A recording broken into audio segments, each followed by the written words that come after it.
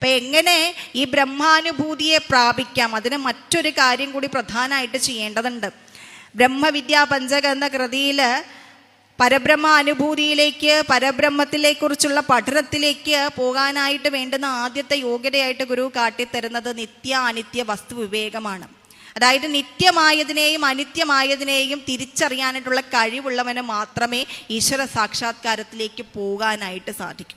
അങ്ങനെ നിത്യമായതിനെയും അനിത്യമായതിനെയും, അഥവാ മറ്റൊരു ഭാഷയിൽ പറഞ്ഞാൽ നിത്യമായ ചിത്തിനെയും നശ്വരമായ ജഡത്തെയും തിരിച്ചറിയാനായിട്ട് ഉള്ള മാർഗങ്ങൾ പഠിപ്പിച്ചു തരുന്ന, വിശദീകരിച്ച് തരുന്ന ഗുരുവിൻ്റെ ശിവസ്തോത്രമാണ് തോടക വൃത്തത്തിൽ തന്നെ മഹാഗുരു എഴുതിയിട്ടുള്ള ചിജ്ജട ചിന്തനം.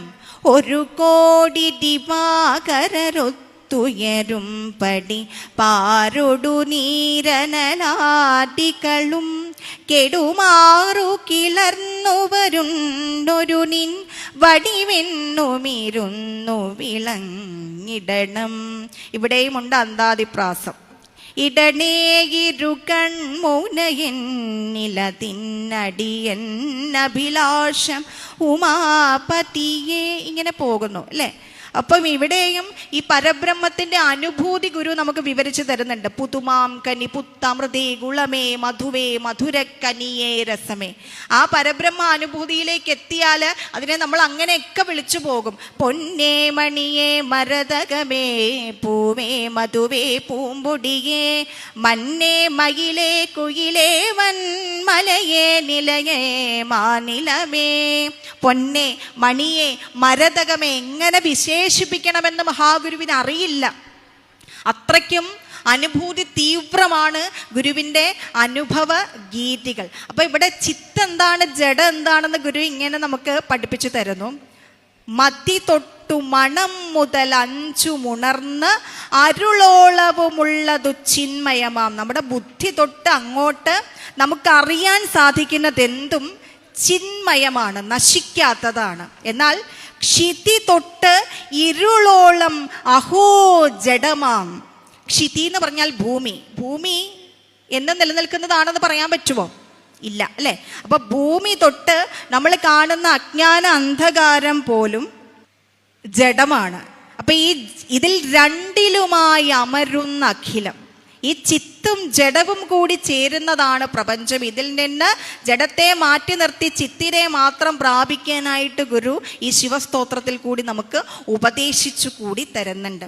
അങ്ങനെ അനുഭൂതി വെളിപ്പെടുത്തിക്കൊണ്ടുള്ള അനുഭൂതി തീവ്രതയുണ്ട്. പിന്നീട് സാധാരണക്കാരിലേക്ക് ഇറങ്ങി വന്ന സാധാരണക്കാരന് വേണ്ടി അവൻ്റെ അഭീഷ്ടങ്ങൾ സാധിക്കാൻ വേണ്ടി രചിച്ചു തന്ന കോലതീരേശ സ്തവം പോലെയുള്ള സാധാരണ സ്തോത്രങ്ങളുണ്ട്. മഴ പെയ്യാനായിട്ട് അർദ്ധനാരീശ്വരനെ സ്തുതിച്ചുകൊണ്ട് രചിച്ച അർദ്ധനാരീശ്വര സ്തവം. ഇതൊക്കെ സാധാരണക്കാരിലേക്ക് ഇറങ്ങി വന്ന സാധാരണക്കാർക്ക് ഭഗവാനെ അർത്ഥിക്കാൻ വേണ്ടി, പ്രാർത്ഥിക്കാൻ വേണ്ടിയിട്ട് മഹാഗുരു രചിച്ചു തന്ന കുഞ്ഞു കുഞ്ഞ് അർത്ഥനകളാണ്, അർത്ഥനാ സ്തോത്രങ്ങളാണ് അല്ലേ.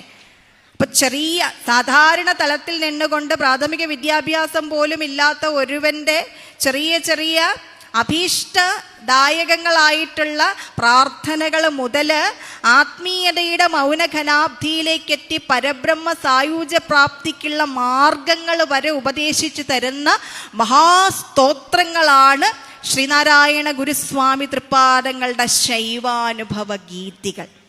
ശിവനോട് മഹാഗുരുവിന് ഇത്രയധികം താല്പര്യം വരാനായിട്ട് മറ്റൊരു കാരണം കൂടിയുണ്ട്. മഹാഗുരുവും ശിവനും ഒന്നാണെന്നിരിക്കെ ആ മഹാഗുരുവിൻ്റെയും ശിവന്റെയും ജീവിതം തമ്മിൽ ഒരു വലിയ ബന്ധമുണ്ട്. ഭഗവാനെ നമ്മൾ നീലകണ്ഠൻ എന്നാണ് വിളിക്കുക. ആ നീലകണ്ഠൻ എങ്ങനെ നീലകണ്ഠനായെന്ന് നമുക്കറിയാം അല്ലേ. പാലാഴി കടഞ്ഞ് അതിൽ നിന്ന് അമൃതിനെ എടുക്കുവാൻ വേണ്ടിയിട്ട് കടഞ്ഞുകൊണ്ടിരുന്ന സമയത്ത് അതിലേക്ക് നാശകമായ കാളകൂട വിഷം ചീന്തിയപ്പോൾ ഈ പ്രപഞ്ചത്തെ രക്ഷിക്കുവാൻ, പ്രപഞ്ചത്തിലുള്ള ജീവജാലങ്ങൾക്ക് ആ അമൃതിനെ നുകരുവാൻ വേണ്ടിയിട്ട് ആ കാളകൂട വിഷം സ്വയം പാനം ചെയ്തവനാണ് ഭഗവാൻ ശിവൻ അല്ലേ. ശ്രീനാരായണ ഗുരുസ്വാമി തൃപ്പാദങ്ങളുടെ ജീവിതത്തെ വർണ്ണിച്ചുകൊണ്ട് കുമാരനാശാൻ രചിച്ചു തന്ന ഗുരുസ്തവത്തിൽ പറയുന്നു: അന്യർക്കു ഗുണം ചെയ്വതിനായു സുബബുസും ധന്യത്വമൊടങ്ങാത്മതപസ്സും ബലി ചെയ്വൂ. സന്യാസികളില്ലിങ്ങനെയില്ലമിയെന്നോർ വന്യാശ്രമമേലുന്നവനും ശ്രീ ഗുരുമൂർത്തേ. അന്യർക്ക് ഗുണം ചെയ്യുന്നതിന് ആയുസ്സും വപുസ്സും ബലിയർപ്പിച്ച മഹാഗുരു.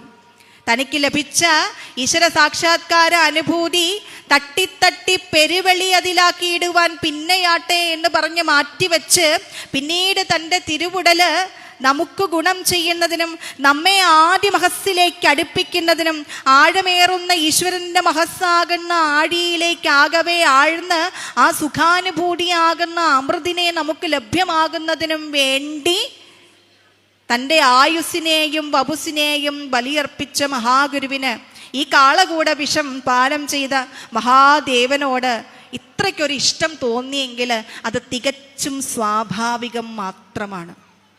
ആ മഹാഗുരുവിൻ്റെ പദാംബുജങ്ങളിൽ കോടി കോടി മനോമലരുകൾ വീണ്ടും അർപ്പിച്ചുകൊണ്ട് എൻ്റെ വാക്കുകൾ മഹാഗുരുവിനെ അനുസന്ധാനം ചെയ്യാൻ, അവിടുത്തെ തിരുവടികളെ അനുസന്ധാനം ചെയ്യാൻ, അവിടുത്തെ വാക്കുകളെ അനുസന്ധാനം ചെയ്യാൻ നിങ്ങൾക്കൊരു പ്രചോദനമായി എങ്കിൽ ഞാൻ ഒരുപാട് ധന്യയായി.